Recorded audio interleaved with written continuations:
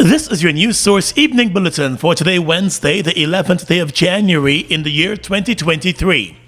I'm Gordon Mosley reporting, and here's what we're tracking tonight. At a time when the average growth rate across the world is projected to decline sharply to 1.7% this year, Guyana's economy is expected to grow by 25.2%, according to the World Bank. In the bank's new Global Economic Prospects report, it said growth in Latin America and the Caribbean is also expected to decline this year, before recovering next year. According to the bank, the slowdown reflects efforts by monetary authorities to tame inflation and spillovers from a weak global outlook. It said sluggish growth in the US and China is expected to curtail export demand, while rising US interest rates are likely to keep financial conditions restrictive. However, notwithstanding those downward trends, Guyana is expected to experience positive growth rates going forward. According to the World Bank, Guyana is projected to experience a growth rate of 25.2% this year, followed by 21.2% next year, the highest in the region. In 2020, Guyana experienced a 43.5% growth rate, followed by 20% in 2021, and an estimated growth rate of 57.8% last year. The World Bank noted that in 2022, inflation surged, reaching multi-decade highs in many countries, with price pressures broadening to a wide array of goods and services. Food prices in particular rose rapidly. Meanwhile, this year, Brazil is projected to see a growth rate of 0.8% as high interest rates curb investment and export growth slows. The GDP in Argentina is forecast to grow 2% this year, as very high inflation stymies economic activity there. After surging last year in Colombia is also expected to see a slow growth rate this year. The World Bank has warned that the situation is so bad that the global economy is perilously close to falling into another recession. More news coming up in just a moment. It's been a long time coming. Overdue, some might say. But now that it's here, it will change life forever. And it is here to stay. The future is now. Transforming Guyana into the 21st century. Introducing GTT Fiber. Experience internet connectivity like never before. Speeds you deserve at prices you can afford from a name you can trust. Sign up today. GTT Fiber is here. GTT. Together, we rise faster.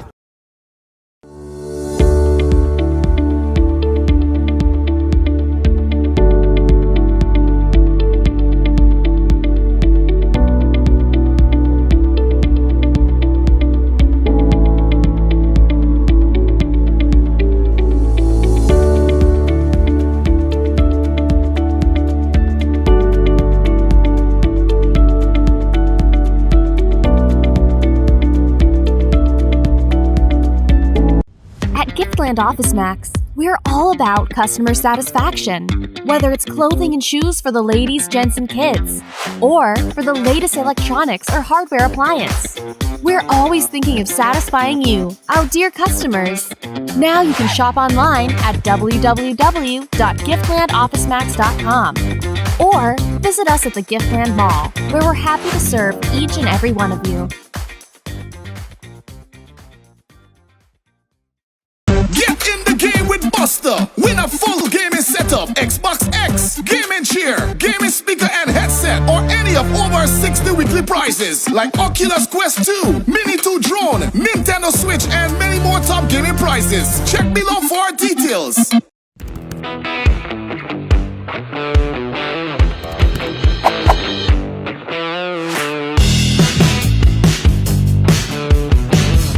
Let's tell you now that Guyana is set to exploit its oil and gas resources as fast as possible. That's according to President Irfan Ali. He made the comments this morning while addressing a global investment forum in India. The president said that while the world is trying to move away from oil in the new global scenario, he believes oil will still play a leading role in the foreseeable future. Guyana is set to produce 1.2 million barrels of oil per day by 2025. The president told the gathering that discussions that currently surround moving away from oil is a question of morality. And should Guyana buy into that narrative, it will put newcomers to the industry under pressure. So our policy is very simple.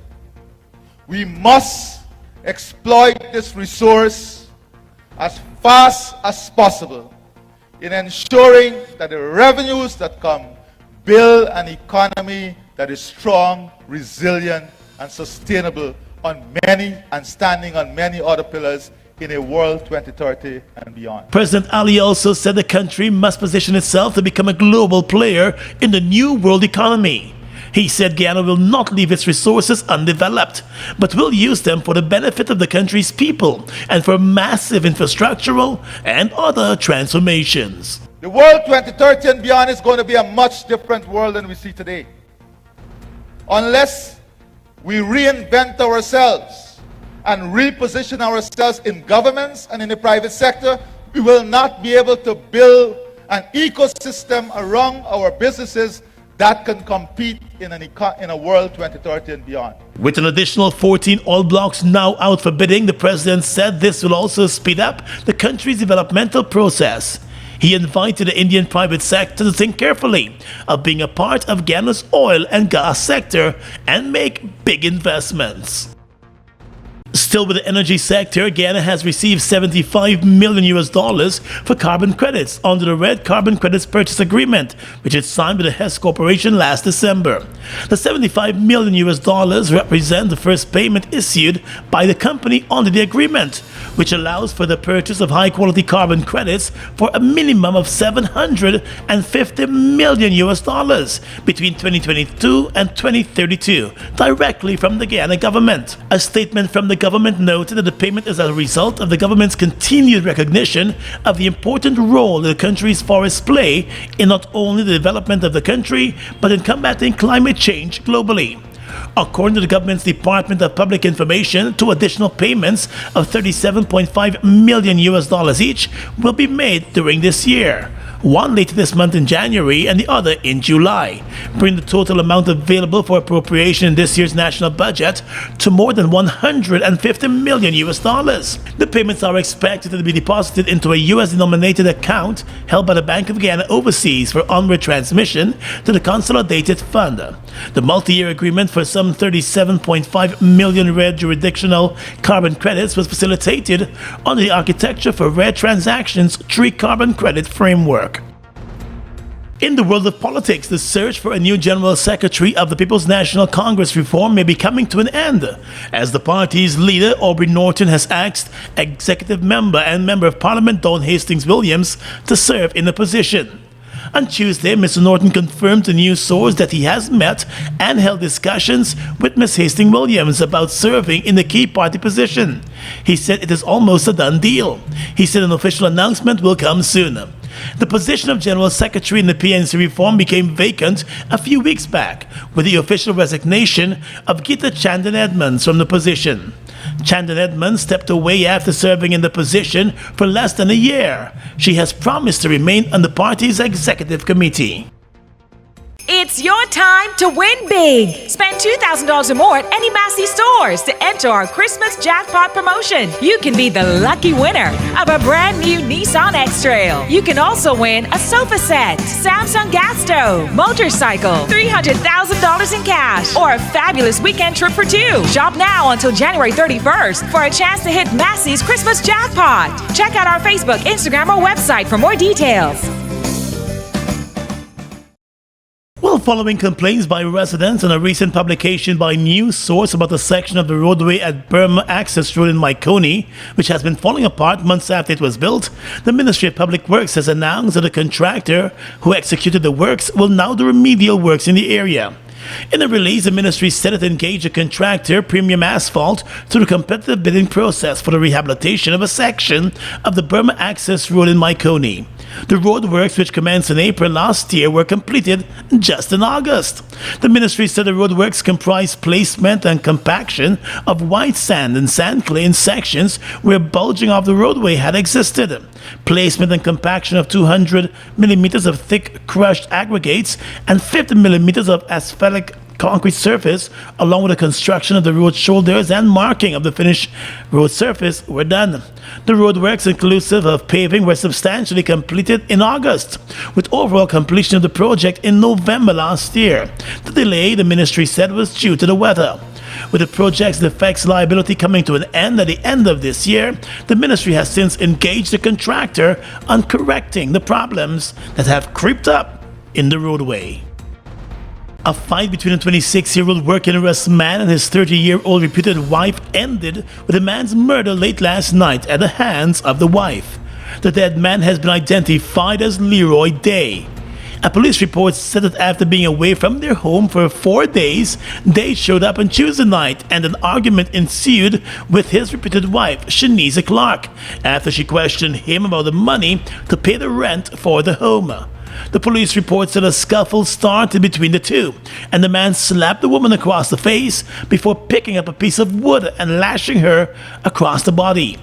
In retaliation, the woman armed herself with a kitchen knife and stabbed the man to his chest. The injured man attempted to walk away from the scene but collapsed. He was taken to the Georgetown Hospital where he died as doctors were trying to attend to his injuries. The woman was arrested but later taken to the same hospital to be treated for various injuries all about her body. She has since been released into police custody. The police said a full investigation has been launched. Charges in the matter could be filed soon. While the opposition's lead attorney, Senior Counsel Roysdale Ford, today asked the High Court to order President Irfanali to initiate consultations with the leader of the opposition, Aubrey Norton, on the appointments of a Chancellor and Chief Justice within a period of 2 months. But the Attorney General, Senior Counsel Anil Nandlal, in registering his objection, said the constitutional provisions governing the appointments do not stipulate any time frame. High Court Judge Damon Yang, who is presiding over the case brought by APNU AFC Member of Parliament Vince Roy Jordan, says she will hand down her ruling on the 7th of March. MP Jordan, in his original application, asked the court to declare that since assuming office, President Irfanali has failed to engage the leader of the opposition on the appointment of the Chancellor and Chief Justice in accordance with Article 127 of the Constitution. In presenting his oral arguments today, Senior Counsel Roysdale Ford, who appeared along with Attorney-at-Law Selwyn Peters, said the evidence before the court clearly indicates that the process of consultation, as required by the Constitution, was never initiated by the President. He told the court that the arguments proffered by the Attorney General that the President has had the least time when compared with his predecessors to comply with the Constitution is irrelevant. He said instead of initiating the consultative process, the President, between August of 2020 and January of 2021, made it clear that he was not going to engage the then leader of the opposition, Joe Harmon, over what he called his failure to acknowledge the legitimacy of the PP civic government.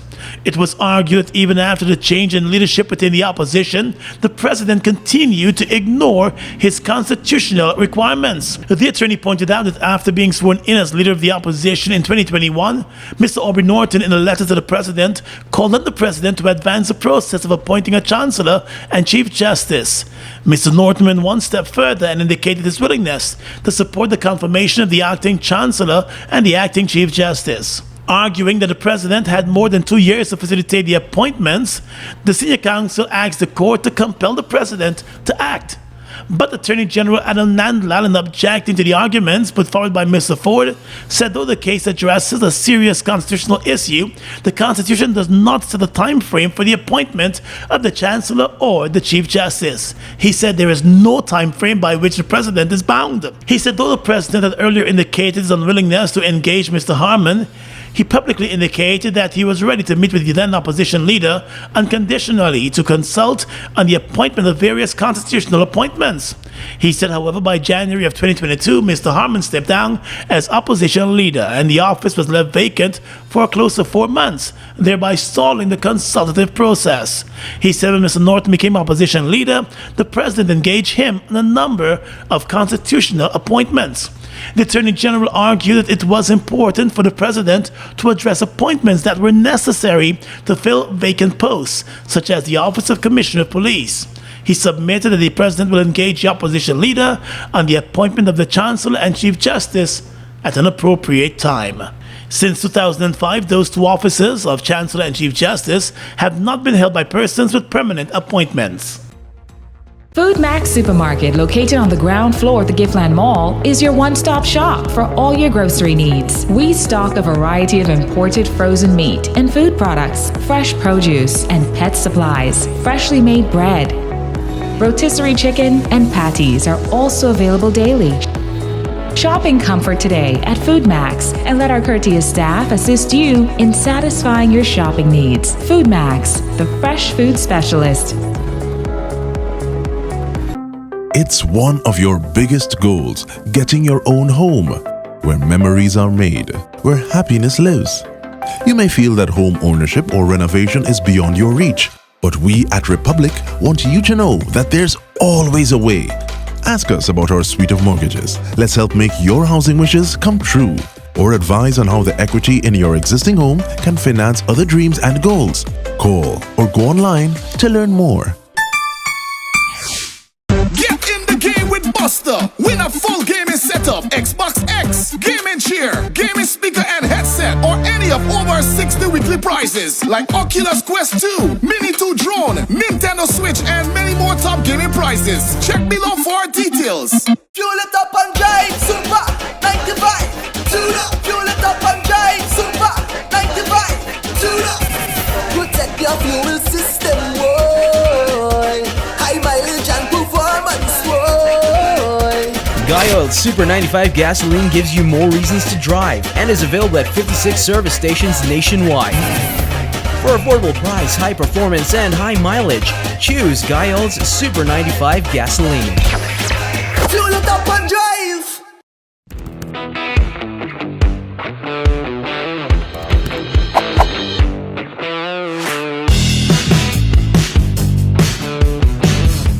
Across the region tonight, Cubans who are frantic to escape economic crisis at home weighed up options this week on how to move to the U.S. after the Biden administration rolled out a new set of rules at the U.S.-Mexico border that dramatically changed the landscape for the island's would-be migrants. The new regulations block Cubans at the border, putting the brakes on a route to the U.S. favored by many. A flight to Nicaragua, which lifted its U.S. visa requirement in 2021 on Cubans, and then an overland journey north through Central America and Mexico to the border. But the fresh regulations also open a new avenue to enter the U.S. legally, aimed at bringing order to a record-breaking exodus in 2022 of upwards of 220,000 Cuban migrants encountered at the U.S.-Mexico border. In October 2022, the U.S. imposed a similar carrot-and-stick approach to migrants from Venezuela. Venezuelans arriving at the southwest U.S. border plunged from 1,100 per day to under 200 per day in just 1 week. The Biden administration has bet Cubans will respond in the same way, helping to slow the pace of illegal immigration. In Jamaica, on the heels of this week's dashed hopes of riches from what was believed to be the discovery of gold in one part of Jamaica, the Mines and Geology Division has stated that Minerals Vesting Act confers the right to all minerals to the state. It says those include metals such as gold and silver, or minerals containing copper, lead, and iron, precious stones, and various other stones. While the mineral found in Hanover was not gold but rather a substance of little economic value, members of the public are still being encouraged to report such discoveries to the Mines and Geology Division in Jamaica. The division says it will investigate the mineral occurrence and provide technical and economic recommendations towards its development. And finally tonight, international news. Normal air traffic operations are slowly resuming in the U.S. after flights were halted on Wednesday, the Federal Aviation Administration said. The disruption was due to irregularities in the system that alerts pilots to potential hazards on flight routes. Flights began taking off again around 9 o'clock this morning, although airlines have warned of further delays. Airports across the U.S. were affected, from Denver to Atlanta to New York City. As of today, more than 7,600 flights in and out of the U.S. were delayed and more than 1,000 were cancelled. This was the first time in nearly 2 decades that flights across the U.S. were grounded due to a computer glitch. And that's your News Source Evening Bulletin for tonight. I'm Gordon Mosley reporting and encouraging you to stay safe.